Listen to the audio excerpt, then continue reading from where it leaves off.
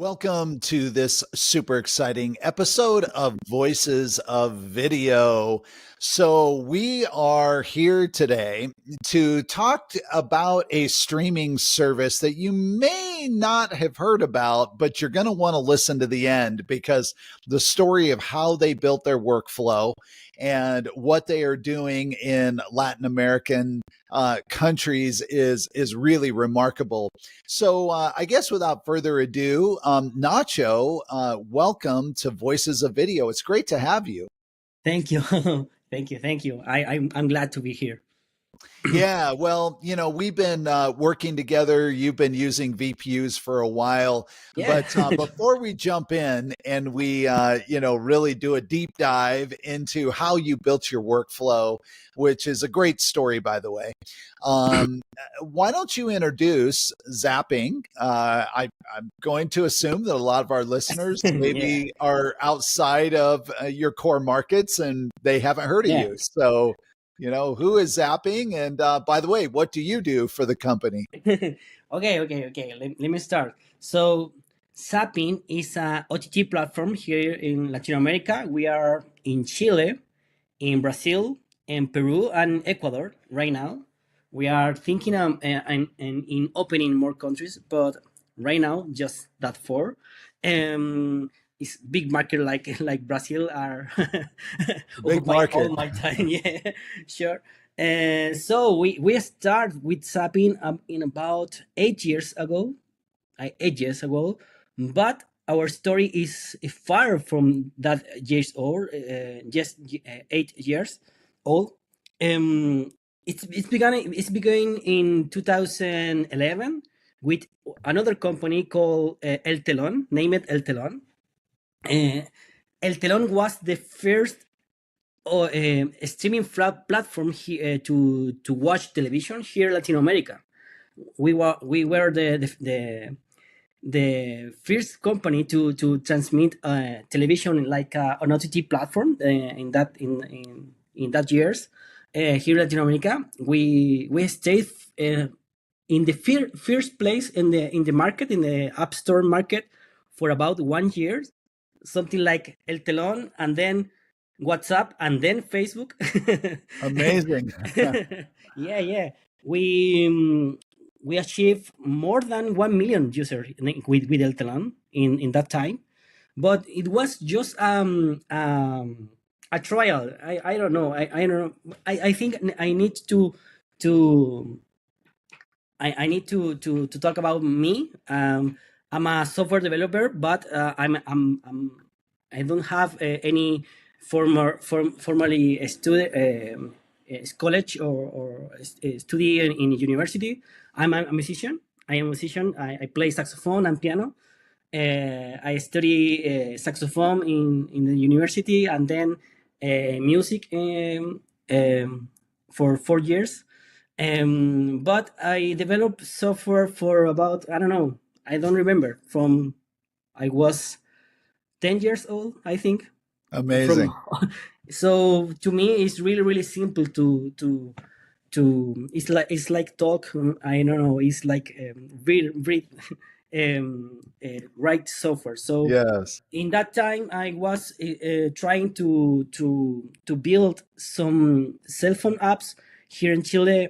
In that time, I think at least 50% of the people has a smartphone in that time. So it was really innovative. Watch television in your cell phone. So Mhm. in that time, no so many companies has service like live streaming. I remember WOSA. I remember in that time some companies like for radio, but for video, really few companies are doing live streaming. So I began to develop software for live streaming for about 7 years, and then El Telón becomes Zapping. And that's it. Is the macro history of the company. Right now, I am the CTO of Zapping. We have about half of a million users in Latin America. paying user, paying user in Latin America, Yeah. not free like El Telon. Zapping is a is user by subscription, so it's Mhm. like Netflix, but focus in live streaming. And we built all the technology, video technology behind Zapping, from the encoders with you guys.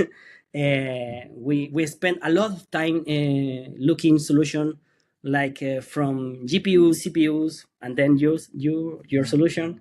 The coders is ours. The apps, all the apps, the players are ours. And then the CDN. As well is our software. So is has been a lot of work, a lot of study and trying different things. So it was really fun to build this company. Yeah, amazing.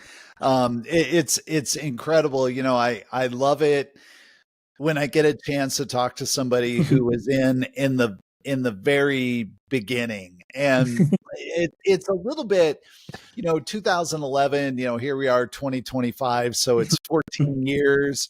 Maybe on one hand you say, oh, 14 years, that's, kind of a long time. In reality, maybe I'm just getting old.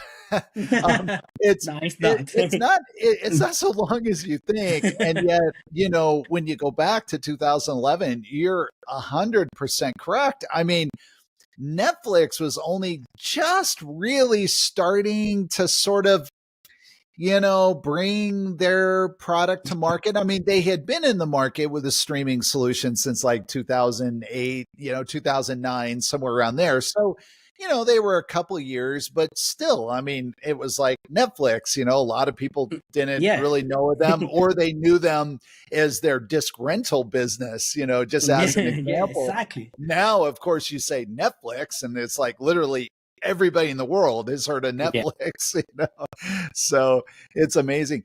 Now, we're going to get to talk about the technology and again the whole story of the progression, because you built everything yourself, which is also um, somewhat unique. I think a lot of established services have a similar story because, the solutions either didn't exist or you couldn't afford them. They, Yeah, exactly. they was out of reach. So, yeah. So my question though is, you mentioned that it's a live platform. How many channels do you guys operate? Oof, right now above 5,000, I think. No, what? Sorry, 500, 500. 500. Yeah, 500. yeah, yeah. Okay. 500 channels. Now, are you operating those channels in every country, or is it that you have, like maybe Brazil has 100 or 200 channels? Yeah, exactly, You exactly. In know, Brazil, we have 200 in at least yeah, something like that. In yeah. Chile, something around something around two 200 as well. In Peru, 100, and Ecuador 100 more. Something about that. Understand. Yeah. Yeah, And this is because of rights and licensing. exactly. Okay. Yeah, Okay. yeah. That is why we are not expanding like Netflix, because we don't have the money. That is the main The the main license issue. licensing content is Yeah, expensive. they really expensive. The live content is really expensive. So we are opening just in countries that we can afford the content, the Yeah. right content. So we have the right content of the main companies in the world, like Disney, Paramount, Turner, Mm, and so on. And the local channels are really important in each country. incredible. So Yeah. with that, we were the first company, um, tech company, in signing a contract with Disney, for example, here in Latin Wow. America, that Wow. there is not from a ISP company, Yeah. like the Yeah. Liberty or Yeah. Direct TV or so on. Globo, somebody like Globo. that, maybe. Yeah, Yeah. actually, we were the first company that Globo signed a contract with a tech company that it wasn't a Claro or Movistar company, like a big Yeah, company. sure. So I think this guy look for us, and okay, this guy are the right. Yeah, that's amazing. Well, I think that's a real important point because maybe someone would assume, well, you're operating, in Latin America, more of a medium, smaller size. So, maybe it's sort of free, ad Yeah, supported. No, you are licensing content and you have the premium, yeah, content. media companies and brands and studios that you would get anywhere else. So Yeah, it's exactly. it's quite an accomplishment. And by the way, 500,000 subscribers. On average, what does a subscriber pay per month?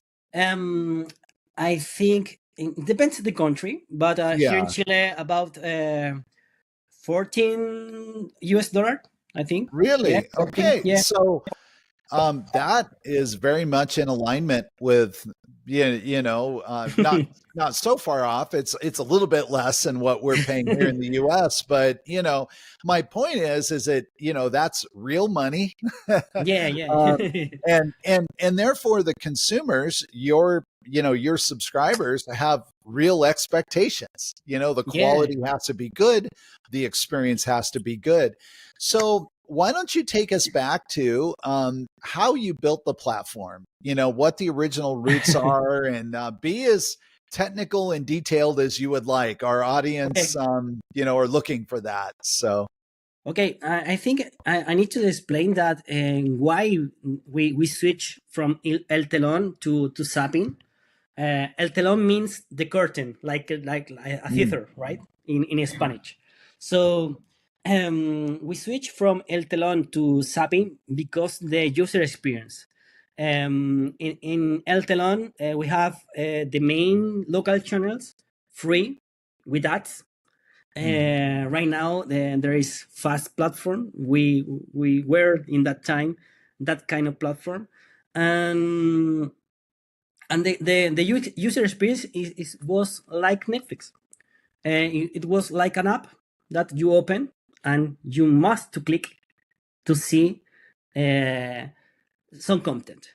So we began to put um, features, functionalities, chat mm, and likes and favorites and share and so yeah, on, blah blah blah blah blah. And the daily active user were from the top, like 90% of the daily active user using our apps to go down. oh So in 2018, I think 18 years, I was in vacation, so I was thinking about doing something more simpler. I feel that the first iteration of El Telón was open the app, click in your channel, and you can see without contamination, without yeah, pause, without play on pause, without rewind, without uh, um, sharing, without nothing. And yeah, then the user really liked to use our application. So I I transferred the this is Zapping. I don't know mm. if Yeah, you can that's see. great. That's great. We So can see it. That's awesome. so it's like TikTok before TikTok, but Amazing. You all this is swipe through the channels. That is so all this cool. content is live. Is not a VOD, so you can swipe like crazy. Yeah. The speed Yeah. is really fast. Uh, So I designed this solution, and then okay, guys, you can open the app. You are seeing the content, and you can swipe. In yeah. that time, it wasn't really famous. This swipe Mhm. UX, like just I remember that Snapchat or other platform in that Tinder. time. There's a Yeah, dating app that you yeah, swipe, and then of course right. now Now, every every social app now yeah, you yeah. swipe. But But in the world, the platform are copying yeah, the Netflix kind of platform to do his platform, right? yeah, And then what is Netflix? Netflix is a web page, right, with catalogs, right, with a screenshot or thumbnails, Yeah. and you need to select what you want. In Mhm. Zapping, I know what you want, and then okay, I put that in your screen. So is a soccer match. I know that you like the soccer match, and put in your first screen. So you don't need to swipe. You don't need to choose the content. You can just That's such see. a cool innovation. So what you're saying is, obviously I've seen the interface and it's very cool. But I don't think I was aware that my when I open the app for me, something about my viewing, history. Mhm. And so, like you use the example of the soccer match, if you say, well, Mark watches every match that, that Exactly. is live, then if there's a match on, you're going to automatically select that channel. Exactly. Wow. You don't And need to choose. I don't know if you spend more time to choosing content in Netflix or that kind of platform. That well, there's a, thing. there's the that people love Netflix or any of the VOD platforms, but if there's one complaint, it's that Yeah, yeah, sure. sometimes there's so much choice. I don't even think it's a Exactly. complaint about discovery, because the interfaces are getting just Yeah, much better and really much good. better. But Now, there's in so that, much choice though, yeah, so you're exactly. browsing and you're saying, "Oh, that looks really good, but let me keep looking because maybe there's something better." Exactly. In that time, 8 years ago, Netflix it doesn't. They Yeah, they and have a 8 more years simple ago, interface. Netflix experience was Yeah, not what it is yeah. today, of Right, course. right So, now is amazing, and but yeah, all the other platforms that are doing live, they copy into that interface that is focused in VOD. yeah, But the yeah, live platform, the online live platform, like OTT platform, they use the Netflix interface to doing live. Um, but I was thinking that in 8 years ago, I make this like it's a TikTok approach of of delivering content. But I need to rebuild not just the player, not just the app.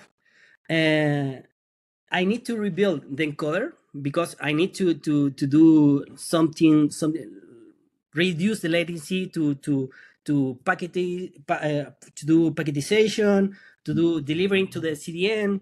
The CDN, I choose a public CDN, and that in that time here in Chile we don't have Akamai or or Google or what do you want CDN in that time. yeah. So okay, I need to build my own CDN to get closer to the user, to have that experience. To the user don't spend more than 50 milliseconds in change the channel. I don't know if you can.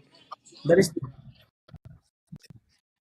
is the more important part, and then I need to build that in the smart TV. So Yeah, again, Roku, iOS, Android TV, Fire Stick, and so on. I need to yeah. build in each platform in the native code, in the native language of that platform, um, the player and the application. Sorry, sorry, Yep, it's ChatGPT. listening. Yeah, listening.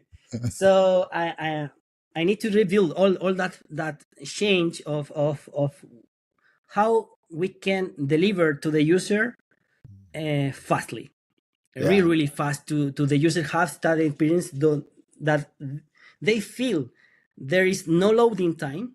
yeah, There is no loading time. It's like using like you drink water. No, yeah, you don't need to spend time to choosing things. yeah, You just need to open the app in each platform, and yeah, then if the user need more content, need more functional features, then we have another layer of features that the heavy user can navigate to there, right? yeah, sure. So that is why I was rebuilding all the change from the encoder to the apps the CDN, and so on. So that is why I spend most of my, I don't know, 10 years building all this platform. Yeah, amazing.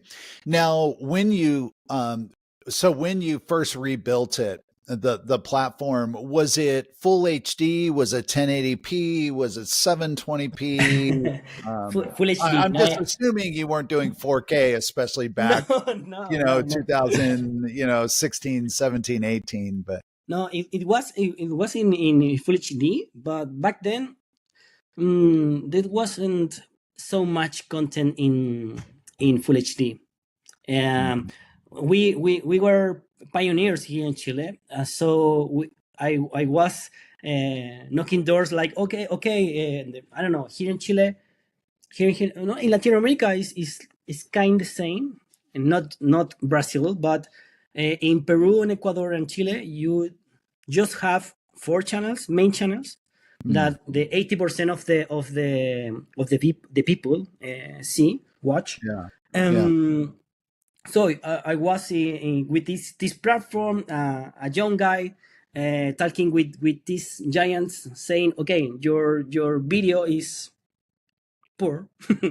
Mm, I need to improve that, because we are thinking that the television, the online service, um, don't have the quality that you have in the Netflix yeah. kind of the world, right? But because these guys are doing a lot in the VOD world, but in Mhm, life, just right now, they are committing in that space. yeah. But back in the time here in Chile, the main channel, they are not aware that the quality of his channel was poor. So I went there. I put my encoder with my SDI cable, with my parameters, and I was improving some of the channel here in Chile that it wasn't in the quality that I want to my platform. So I push the industry here in Chile to improve the quality of video. We Mm, are doing the same in Ecuador. We are doing mm, not yet in Peru, but doing the same in Ecuador. In Ecuador, we have the right of the soccer, mm. the national league. Amazing. Yeah. So we in the last year we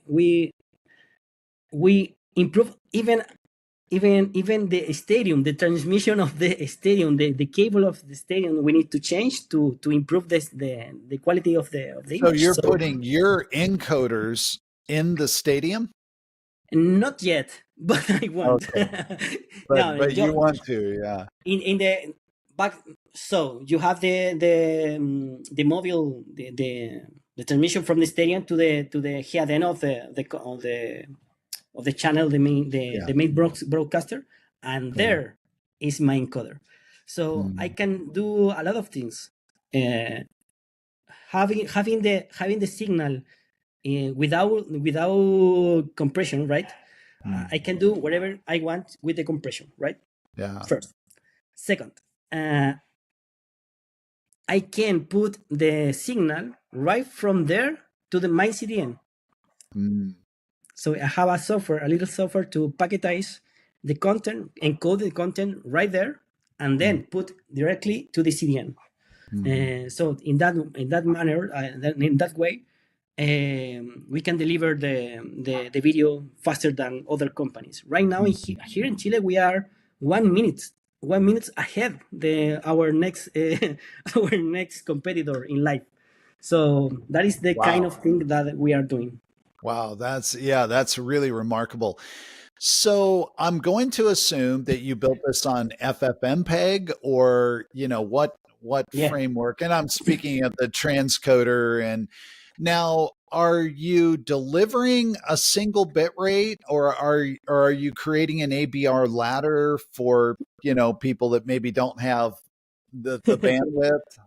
Yeah, we are using FFmpeg. I think uh, all the people are using Yeah. FFmpeg. We're using FFmpeg, and then we are doing a ladder from 600 kilobyte per second at 360, and then the top of the ladder is 5 megabyte per second in HEVC, not H.264. Yeah. If the full HD in H.264 is 6 megabits per second, at least. But we are looking in the data of our CDN. If we detect some smart TV has good internet, we don't send to that TV AVR HLS. We just send the highest. The highest profile or Exactly. quality. We are doing that in so many years that some guy, or one of my developers, okay, don't do it that. But I was risky in that time, and okay, we build our CDN. Our CDN is near to each user, and we know the capacity of our CDN. So we know if let's try it, and then loss. I don't know. I don't know. I was thinking about the percentage of users that and they have a good internet. But right now, 80% of our users are using Zapping in a smart TV. And then I don't know all the smart TV, but I think the smart TV right now have a really, really good Wi-Fi connection. And then some user using their smart TV with cable. So right now, the quality of service is really, really good. And we are not seeing a lot of users switching in the ladder. Amazing. The mobile phone, yes, but in smart TV now. It's not very good. That's great. So, you have adopted VPUs, but talk about your journey, and moving from CPU, so X264, X265. I know that you tried GPU, using GPUs, and then you landed on VPUs. So I think what our listeners would be really interested in is anytime you're going to make a profound architectural shift or a technology shift, there's always number one, fear of something breaking. You have something that works, but it's like, oh no, what happens if if I change the architecture that the system's built on. So, any lessons that you learned doing that, I think would be of great interest. So, so why don't you talk about that, that progression, CPU to GPU to VPU? Okay. Well, in 8 years ago, I don't have any experience of encoding video, or 10 years ago. I don't remember the exact date, but so I was trying to encode video by myself, because I don't have the money to buy a Elemental. Or paying to a cloud to encode my video. So in that time, I have around 40 channels in my in the application in Zapping. So I was trying in CPU. I just get I remember that in CPU I achieved about 5 channels per rack unit. Just 5 channels per rack unit using Intel. Oh yeah, I don't remember the name of the Intel encoder. It's the QuickSync. QuickSync. QuickSync. Thank you. Yeah. Using QuickSync with each channel with because it was on the chip. It's on the CPU. It's silicon, so it completely makes sense. Yeah. So, but just five channels with all the qualities and then the ladder and so on. So it was really so poor. You needed a lot of servers. You had about 40 channels So, you needed a minimum of 8, but you probably had 10 or 12 in the Yeah, rack because you need a backup for that for channel. So exactly redundancy and yeah. exactly. So Yeah. in 1 year or 2 years more, we have more than 100 channels. I Mm. was with a rack, 2 racks with encoders. Okay, I can manage all this kind of color. The Yeah. the energy to power that, it was Yes. really high, like Yeah. 400 watts per rack unit, something like that, Exactly. Yeah. Yeah. something like that. Oh, So it wasn't cheap yeah. to put that in a data center, because the space, because the energy. And then I discovered the T4 NVIDIA GPU, Yeah. and I can and that time I put I think 18 something around 18 or 15 channels per GPU, T4 NVIDIA GPU, Yeah. and that time. So I achieved, okay, for per rack unit I put one T4, Yeah. and triplicate the amount of channel per rack Yeah. unit with So, I mean, 75 watts. that was a tremendous boost for you because you Yeah, got 3x the channels. You went from 5 on exactly. Intel QuickSync to 15, in the same machine. So, I mean, I could see you're probably like, wow, this is Yeah, incredible. this is incredible. Yeah, yeah, Yeah. but then Brazil appears in our scope, and then Peru, and then Ecuador, and then so more Yeah. countries that we are looking for. But and in that time, to me, it was a really a challenge. With, okay, I can scale with this. I can scale with putting, I don't know. In that time, I think it was around eight or 10 servers Yeah. to manage one country. So Yeah. to the backup, to do the backup, right? To have the main channel encoding and packetizing in there, and then another to have a backup. Yeah. So it was really expensive doing that. And then in LinkedIn, actually, I saw, I don't know, I don't remember if it was from Randall or Kenneth, a post. Yeah, one of you guys, BPUs. What is this, guys? BPUs, and I don't remember the slogan. I Something like 192 channels per rack unit, something like, okay, these guys are crazy. It's not possible, because I was looking some server to put several GPUs.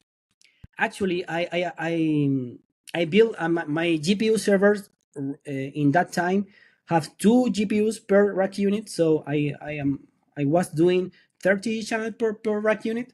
But over that, you can manage more channels in GPUs for space. You can Yeah. put 4, uh, but I don't know. I In that time, I didn't I don't do a I don't did sorry, I didn't make a benchmark Yeah. to see if we can deal with 4 GPUs in one rack unit.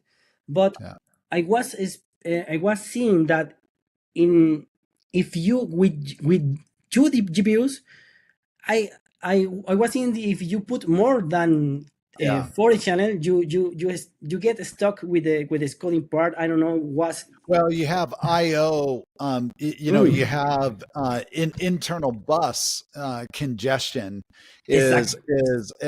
and obviously depends on the server architecture. And, for those that build servers, they could say, well, there's a way to do it. But the point is that A, it's not simple to do Exactly. this. B, it is expensive. And so, I was trying to, also make the point, like for you going from CPU at 5 channels a server to a GPU at 15 channels, that is amazing. That's a 3 times increase. But then as you begin to say, yeah, but what if I could put two GPUs and I could get 30 channels?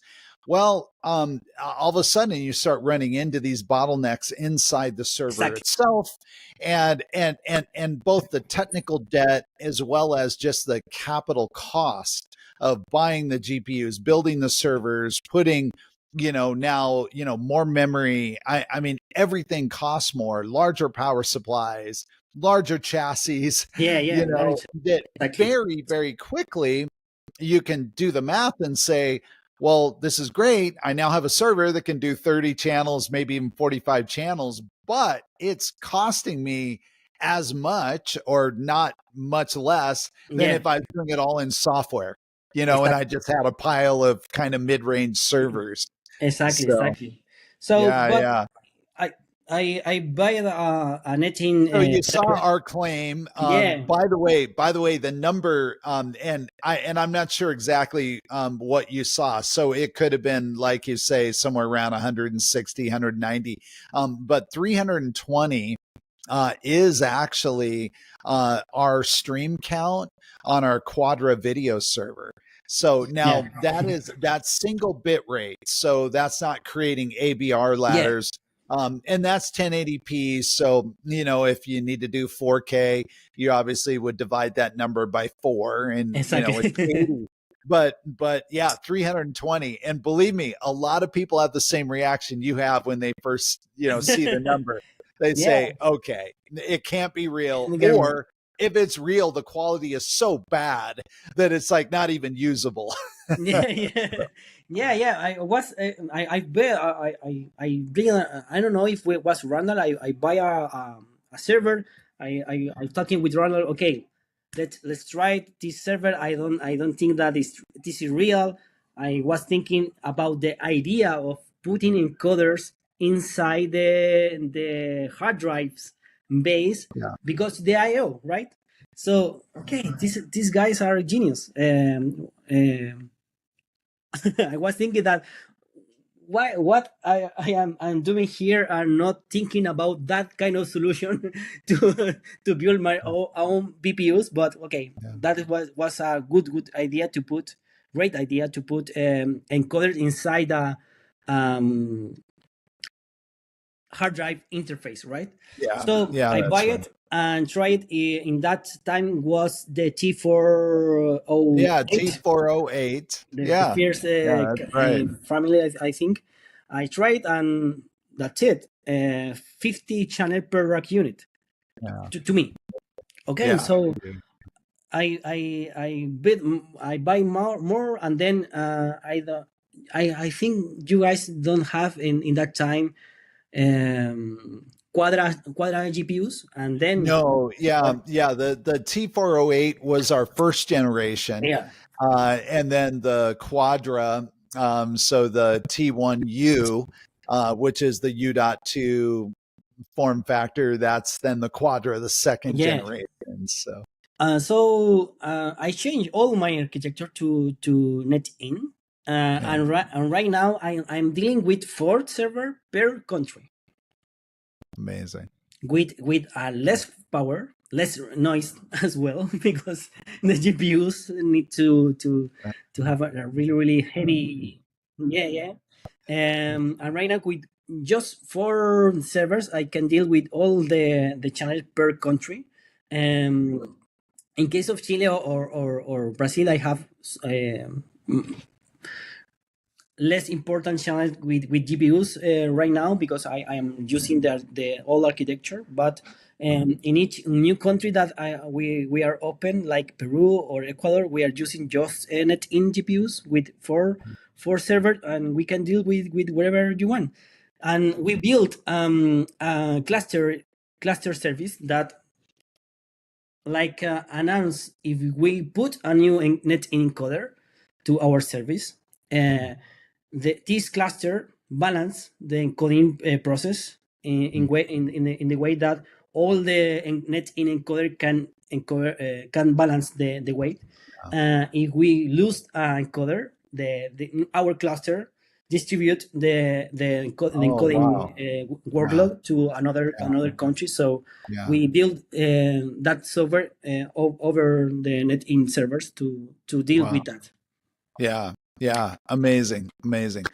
Well, thank you for telling the story, and it's really incredible what you built. Uh, if somebody wanted to get in touch with you, because I have to believe there's going to at least be one engineer who's listening, there'll probably be more who will say, I need to talk to these people and learn because maybe they're thinking of building the same, or they just would like to, compare notes. How can they get in touch with you? Yeah, I think the most easy way to do it is in LinkedIn, right? LinkedIn, yeah. Yeah, Ignacio Opaso is my name, and then you can send me an email. Nacho, Nacho is the is my friendly name here in Chile. Nacho Yeah. at zapping.com. You can write me. I don't have any issue to Awesome. talk.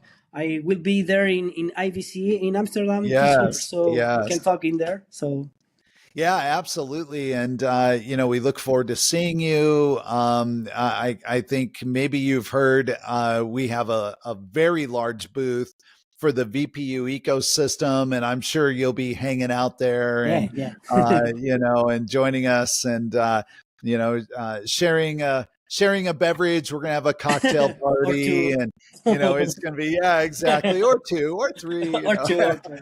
but no, it's really super wonderful, and we'll definitely have you back on Voices of Video, because I think there's we could even go a little bit deeper into Yeah. exactly what you're doing with FFmpeg, some of the lessons that you learned around, because FFmpeg, I mean, now we're on version 7, but wow, for a long time doing live with FFmpeg was really tricky. Yeah. It was difficult. There was a lot of challenges. You had to do a lot of custom development around it to really Exactly. make it work. Exactly. So I think you could probably share some great insights there. Yeah, But sure. yeah, Sure. yeah, well, good. Well, Nacho, thank you so much for coming on Voices of Video and sharing all of your experience. Thank you, Mark, to invite me here. I think we can spend some time in there in Amsterdam if you got to go there to drink one or two or three. Yes, Yeah, yes, for yes, sure, for for sure. sure. Well, any listeners who are going to be at Yeah. IBC, come visit us at the NetInt VPU ecosystem booth, and if you want to look up Nacho, Nacho will be around, and it'll Yeah. just be a really good time. So, all right. Well, thank you again, and just in closing, for our listeners, we really appreciate all of you. Without your support, well, we'd be talking to ourselves. So, so we do appreciate you tuning in every week and supporting. Make sure to share if there's any of this that you found useful. Repost it, share, like it, all that good stuff. So until next time, be safe, be well, and happy encoding.